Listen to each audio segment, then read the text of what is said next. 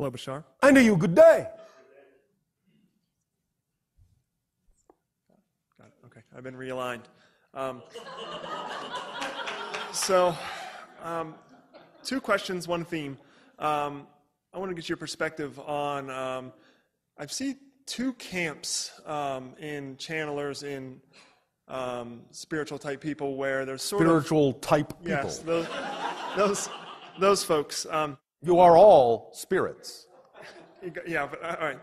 So the question is, all right, there's sort of two perspectives of this transition where the 2012 thing. One is mass landings, sudden shifts, it's coming quick, get ready, that sort of thing. And the other one is, we're going to go through a many-decade transition where we create the Earth as... You are going through a many-decade transition right now. But I sort of get... That's just the fulcrum point.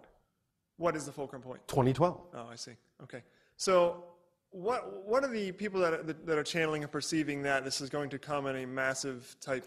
Because they are perceiving a massive change overall and interpreting it in physical terms in a more immediate way.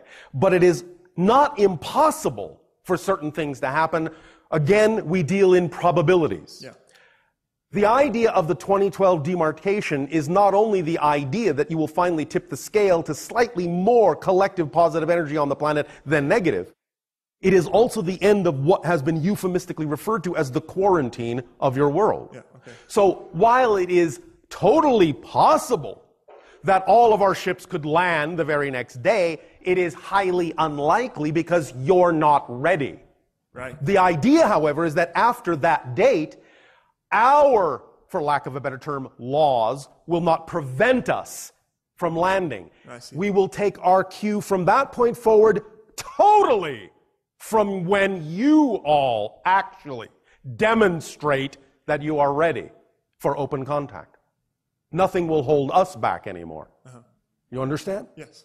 So the degree to which you are willing to integrate more and more and more of your own consciousness is our barometer for when you are ready to be exposed to energy that is all about integration.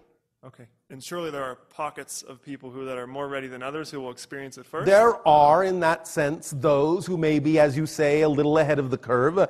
But overall, moving as a bubble reality together, open contact will take place generally within a certain time window for you all, even though there may be precursors on an individual basis here and there on your planet. And I remind you, there has already been contact here and there, but you don't remember.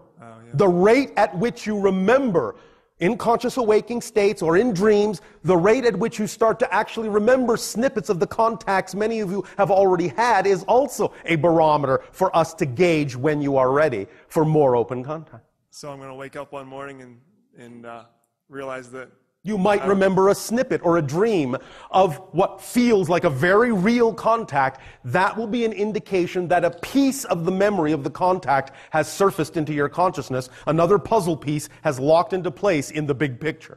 Okay. So and the more those puzzle pieces lock and the bigger the picture starts to reveal itself, the more we know that the whole world is ready at a time and place that is appropriate for the benefit of all concerned. Does that make sense? It does. And that leads me to my second part of this question is, yes. As we transform through this time, it is my excitement to create the new economy as the old one is collapsing. You go right ahead. And so that's, following that line, I guess, yes. I use the internet as a tool for that. I see that as a very powerful tool. Yes. And in creating and connecting people in ways that was never possible before. Yes.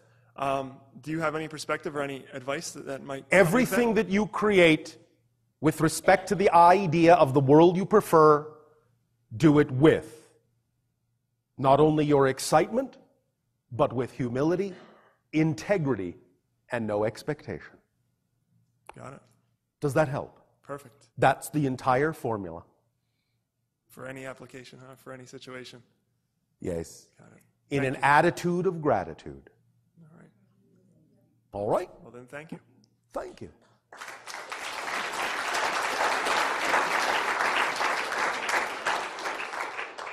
Remember, you're talking about the idea in your colloquial language of a win-win situation.